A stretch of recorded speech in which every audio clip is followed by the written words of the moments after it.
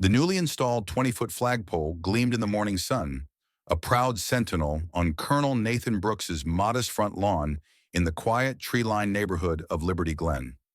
He had just finished carefully raising a crisp, new American flag, watching as it caught the breeze, a familiar lump of pride and solemn remembrance in his throat. This simple act, this daily ritual he'd maintained through years of service, was a cornerstone of his identity, a quiet tribute to comrades lost and a nation cherished. He hadn't even made it back to his front porch when the assault began. Mrs. Helen Ainsworth, the formidable and notoriously autocratic president of the Liberty Glen Homeowners Association, was marching across his lawn like a general inspecting a rogue encampment. She was flanked by two HOA board members who looked like reluctant but cowed foot soldiers, and a burly handyman carrying a toolbox and a look of grim determination. Mr. Brooks, Helen's voice, sharp as shattered glass, cut through the morning peace. What is the meaning of this ostentatious obstruction you've erected without authorization? This flagpole is in clear violation of HOA Bylaw 17, subsection C, regarding unapproved vertical structures exceeding 6 feet in height and displays considered out of character with neighborhood aesthetic uniformity. Nathan, a man whose calm demeanor had been forged in the crucible of combat, turned slowly. "Good morning, Mrs. Ainsworth. This is a standard residential flagpole displaying the flag of our nation. I checked the bylaws before installation. They allow for reasonable flag display." "Reasonable?" Helen scoffed, her eyes cold and dismissive, raking over him and the flagpole. "There is nothing reasonable about turning your front yard into a military parade ground, Mr. Brooks. This isn't some VFW hall. This is Liberty Glen, a community of quiet dignity, not jingoistic showboating. It's an eyesore. It blocks Mrs. Henderson's view of the petunias, and it's coming down. Now!" She gestured sharply to the handyman. "Dismantle it!" Before Nathan could protest further, the handyman, clearly acting on prior instructions, unceremoniously began to unbolt the flagpole from its concrete base. The other two board members stood by, looking uncomfortable but offering no dissent. "Stop this immediately," Nathan commanded, his voice dropping to a low, dangerous octave that had once made colonels jump. "You are on my private property, and you are illegally dismantling a structure that is a federally protected symbol. You have no right." "No right?" Helen's laugh was a derisive bark. "I am the president of this HOA. I have every right to enforce our community standards and protect our property values from your kind of tasteless, attention-seeking displays. You people always have to make a scene, don't you?" The racist undertone was as clear as the morning sky. As the flagpole, with the American flag still attached, was tilted and then roughly laid on the grass, Helen raised a megaphone. "Attention, Liberty Glen!" Her amplified voice, filled with smug triumph, echoed through the neighborhood. "Your HOA is taking decisive action today against an unauthorized and gaudy flagpole installation on Patriot Way. This resident, Mr. Nathan Brooks, a newcomer who clearly does not understand or respect our community's values, has attempted to turn his yard into a personal soapbox. We will not tolerate such arrogant showboating or unpatriotic grandstanding." Unpatriotic? For flying the American flag? Nathan felt a surge of cold fury, a profound insult to everything he had ever stood for, fought for, and nearly died for. Neighbors were now emerging from their homes, drawn by Helen's harangue. Some looked confused, others, already poisoned by Helen's well-known prejudices, were nodding in agreement. "What's he trying to prove, putting up a flagpole like that?" One man muttered to his wife, loud enough for Nathan to hear. "It's just an ugly obstruction." "Helen's right to take it down," another woman shouted from her porch. "This isn't some recruitment center. It's tacky." A group of children, mimicking their parents' hostility, began to pick up small stones from a nearby flower bed and toss them into Nathan's yard, near where the flag now lay, ignominiously on the grass. "This is an outrage, Helen," Nathan stated, his voice tight with controlled anger, as he carefully approached his fallen flag, intending to retrieve and fold it with the respect it deserved. "You have not only destroyed my property, but you have profoundly disrespected a symbol sacred to this nation and to every man and woman who has ever served it. "Oh, spare me your melodramatic lectures, Mr. Brooks," Helen sneered. Her handyman was now filming everything on his phone, clearly at her direction. "You're the one disrespecting this community with your defiant attitude and your ugly flagpole. We have it all on camera. Your non-compliance, your aggressive posture. This will be excellent evidence for the fines and the eviction proceedings." She then produced a pre-printed HOA violation notice. "In speaking of fines, Mr. Brooks, for the unauthorized installation, the blatant disregard of HOA directives, and the cost of this community service of removing your offensive structure, you are hereby fined $500. And I assure you, this is just the beginning. We will not rest until your kind understands how to behave in a civilized neighborhood like Liberty Glen." $500 eviction proceedings for flying the American flag, for being apparently his kind.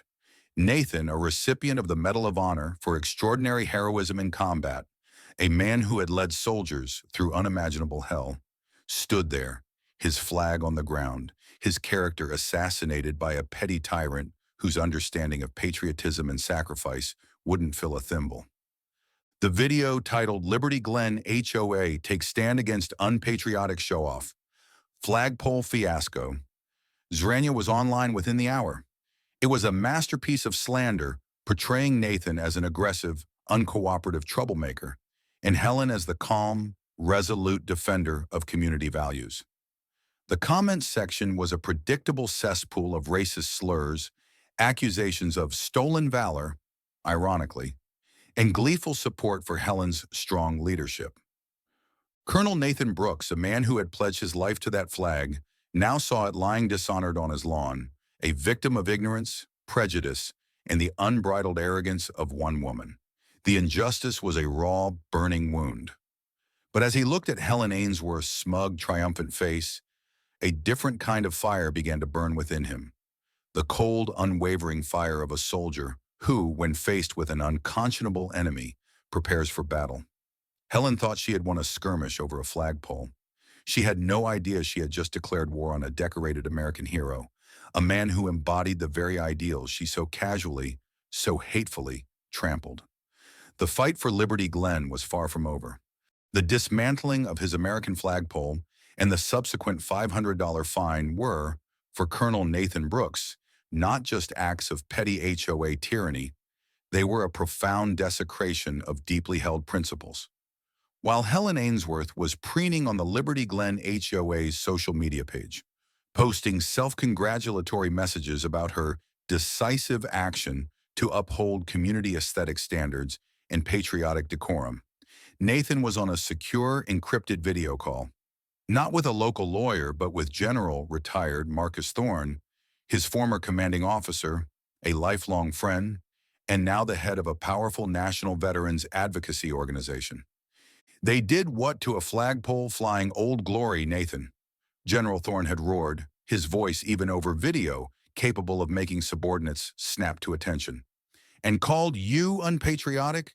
The man who single-handedly held off an enemy battalion in Kandahar with nothing but a service pistol and a prayer, earning the Medal of Honor for it? This Ainsworth woman isn't just an ignorant fool, she's a disgrace to the very concept of community. We will provide any and all support you need, Nathan. Legal, public, you name it. This cannot stand." Nathan, though grateful for the support, initially opted for a measured local response. He himself drafted a formal, impeccably polite, yet legally unyielding letter to the Liberty Glen HOA board and Helen Ainsworth. It cited the Freedom to Display the American Flag Act of 2005, which limits the ability of HOAs to restrict homeowners from displaying the U.S. flag on their residential property. It detailed the illegality of their trespass, property destruction in defamatory statements, and respectfully requested an immediate public apology, restitution for the damaged flagpole, a gift he noted from his former unit, and a written assurance of no further harassment. Helen Ainsworth received this letter and, in a spectacular display of arrogant ignorance, publicly shredded it at an emergency HOA Patriotism Committee meeting, a committee she'd formed that morning, consisting of herself, the handyman who dismantled the pole, and Mrs. Henderson, who was now tasked with monitoring un-American lawn ornaments. "Look at this," Helen shrieked, holding up the tattered remains of Nathan's letter. "The show-off, the troublemaker, is now trying to threaten us with fake laws and big words. He thinks he can wave some Washington, D.C. mumbo-jumbo in our faces and make us back down. Well, he doesn't know Helen Ainsworth. He doesn't know Liberty Glen. We will not be intimidated by unpatriotic bullies trying to hide behind phony legal threats. That flagpole stays down, and he pays his fine, or he's out." Her Patriotism committee immediately launched Operation True Flag, a campaign designed to further harass Nathan and educate the community on acceptable forms of patriotic display, which coincidentally all involved expensive HOA-approved flagpole kits sold through a company owned by Helen's nephew. New, even more restrictive bylaws were hastily drafted and passed by Helen's compliant board. Bylaw 22, AF, any flagpole exceeding 10 feet in height or constructed of non-HOA approved materials, i.e., not purchased from Liberty Poles, Inc., is deemed a structural hazard and an aesthetic violation, subject to immediate removal and a $100 daily fine. Bylaw 23G, the display of more than one U.S. flag per residential lot is deemed excessive and potentially provocative and is strictly prohibited. The online slander campaign escalated. Helen, using anonymous profiles, began insinuating that Nathan was a military impersonator or a disgraced soldier trying to reclaim some unearned glory. She posted questions like, "If he's such a patriot, why isn't he involved in our local VFW post?" Nathan, new to the area, had planned to join, but was now understandably wary of any group Helen might influence. She even started a rumor that the flagpole he'd erected was stolen government property. The comment sections became echo chambers of jingoistic paranoia and racist assumptions. How could a community so readily consume and amplify such blatant lies against a man who had sacrificed so much for their freedom? Nathan, meanwhile, endured this onslaught with the stoic discipline of a soldier under fire. His home, meant to be a peaceful haven, felt like an enemy encampment, but he was a leader, a strategist. He knew that premature engagement on the wrong terrain could be disastrous. He continued to meticulously document every new bylaw, every slanderous post, every whispered threat from a neighbor, every stone thrown by a misinformed child. His security cameras, now subtly upgraded, captured it all. The hints of his true identity, his lifetime of extraordinary service, continued to be comically, tragically misinterpreted by Helen and her informants. One crisp Saturday morning, a motorcade of several black sedans with U.S. government plates and a lead vehicle from the U.S. Secret Service, Presidential Protective Division, no less, made a very quiet, very discreet detour through Liberty Glen. The President of the United States, en route to a nearby event, had requested a brief, unpublicized personal visit with Colonel Nathan Brooks. His retired rank was colonel. The Medal of Honor often brings courtesy and address as general by civilians, but he was a colonel, to discuss a new veterans initiative he was championing. The visit was less than 15 minutes, a handshake and a quiet word on Nathan's porch. Mrs. Henderson, who happened to be power walking for patriotism at that exact moment, nearly had a coronary. Helen, it's happening! The takeover!" She shrieked into her phone, diving behind a prize-winning rosebush. "Black government cars, men in black suits with earpieces, they're all over his lawn. He's not just a spy, Helen. He's got the president with him. Or maybe that is the president, and Nathan is his secret handler.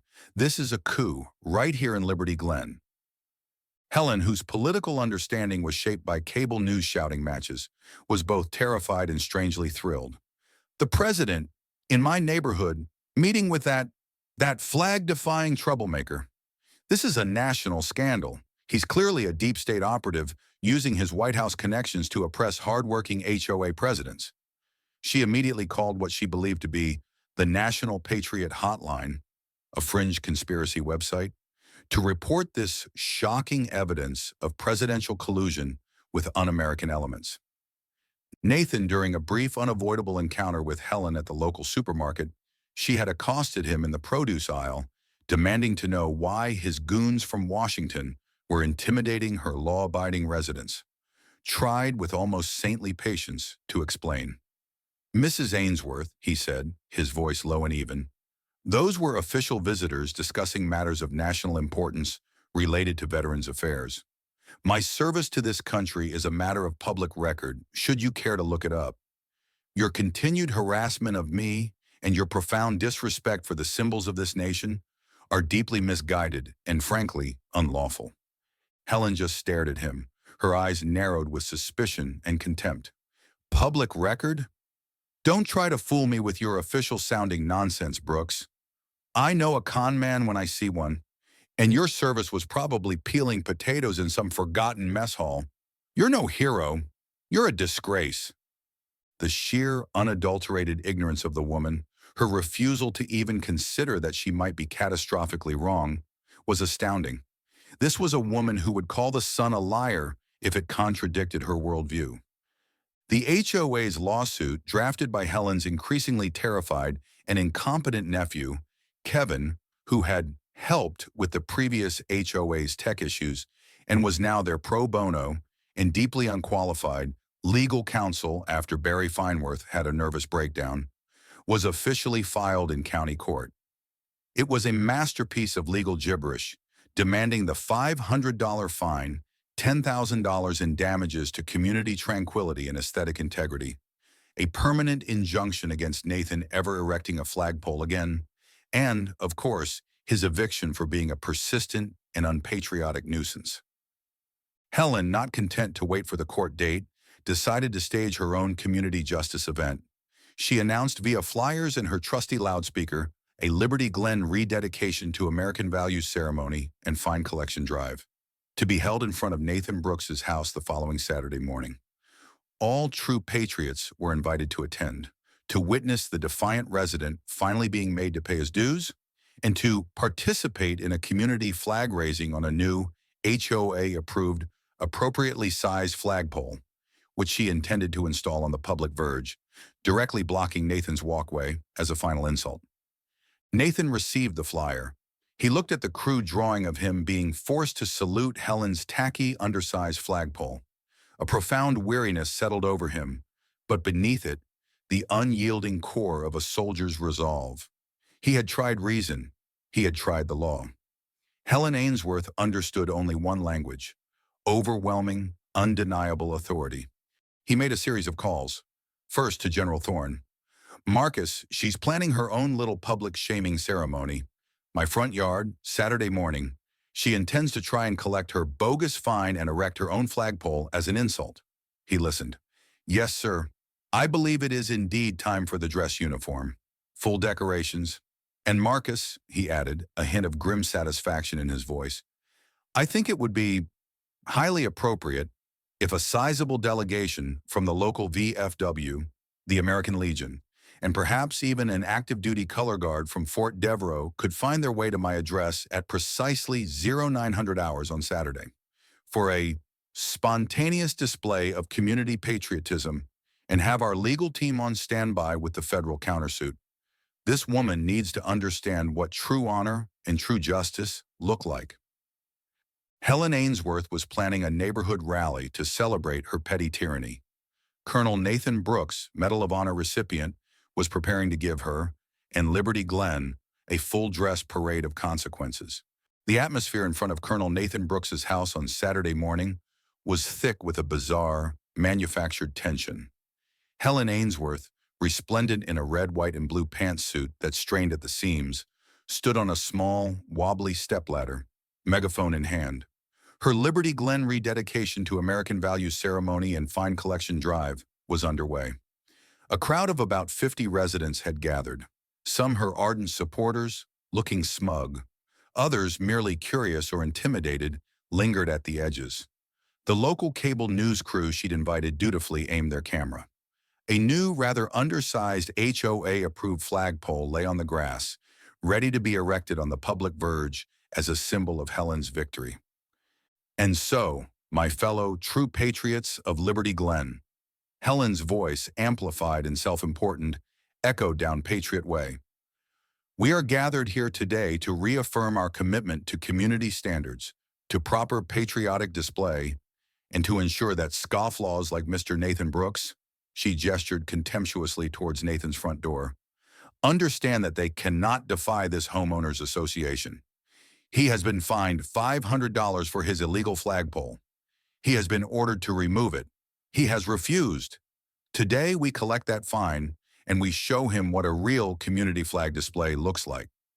She was about to call Nathan out to face his punishment when a low, respectful murmur began to ripple through the far edges of the crowd. The murmur grew as a column of people, walking with quiet dignity and purpose, turned onto Patriot Way. At their head were several distinguished-looking older men and women wearing the caps and vests of the VFW, the American Legion, and disabled American veterans.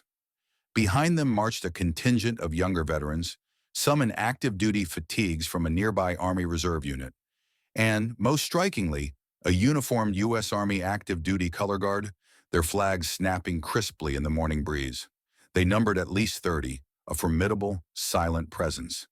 Helen stared, her jaw dropping, her speech faltering. What is this?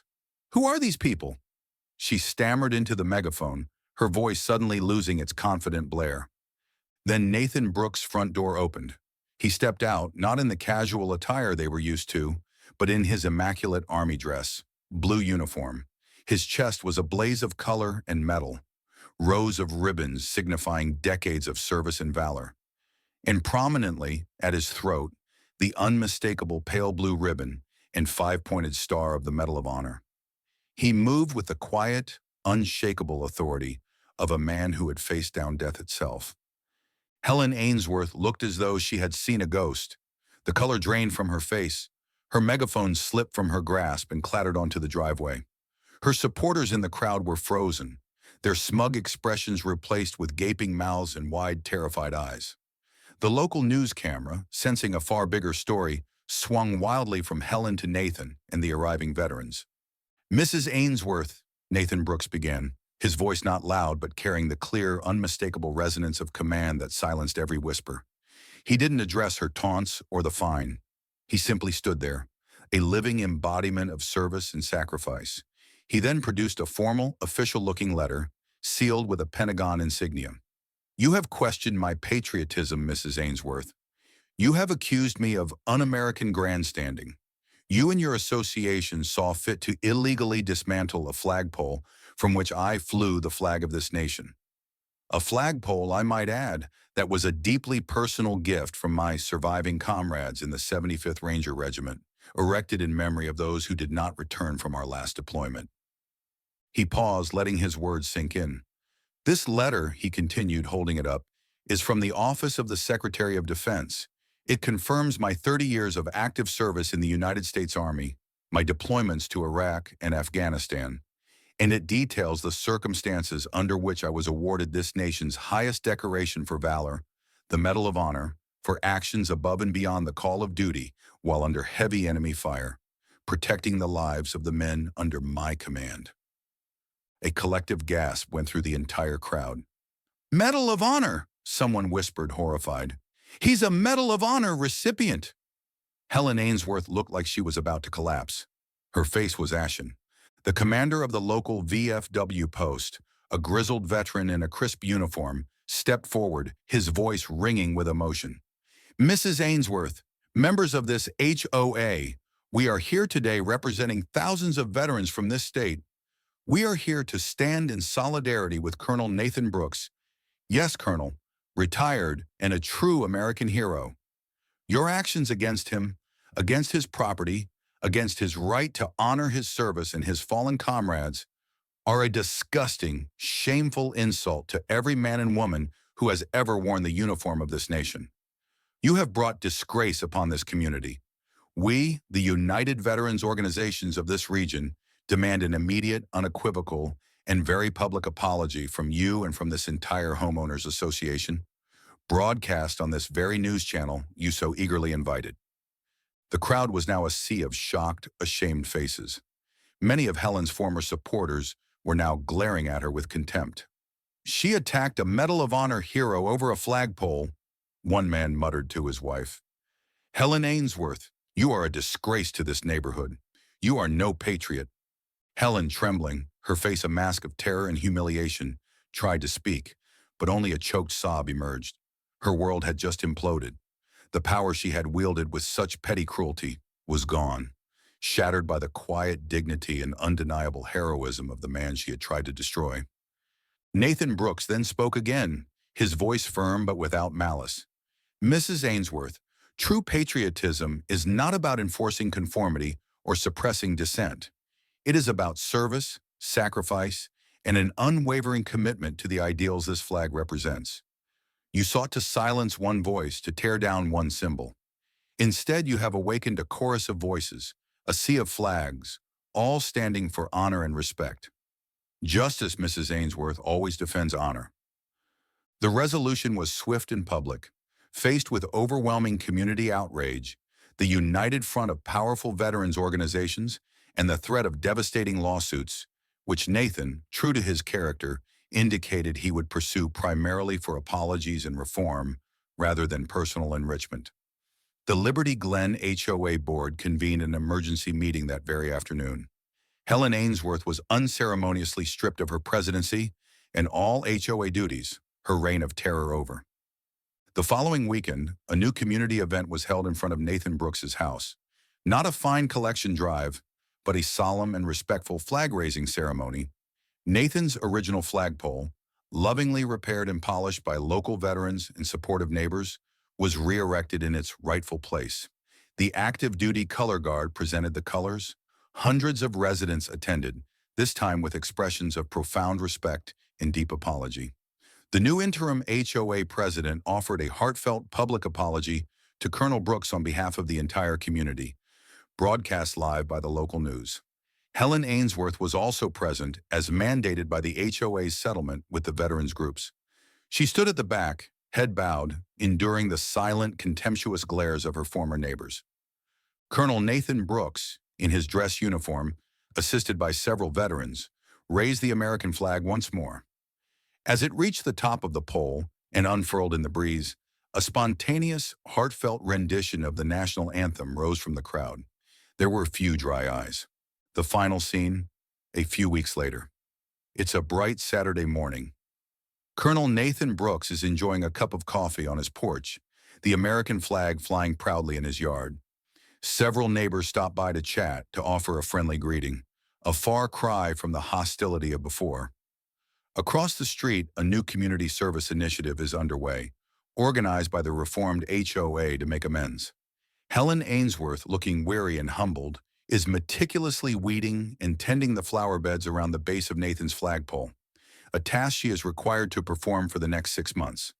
A group of children, now fully aware of who Colonel Brooks is, respectfully salute the flag as they ride by on their bikes, then offer a shy wave to Helen, who can only manage a weak, embarrassed nod.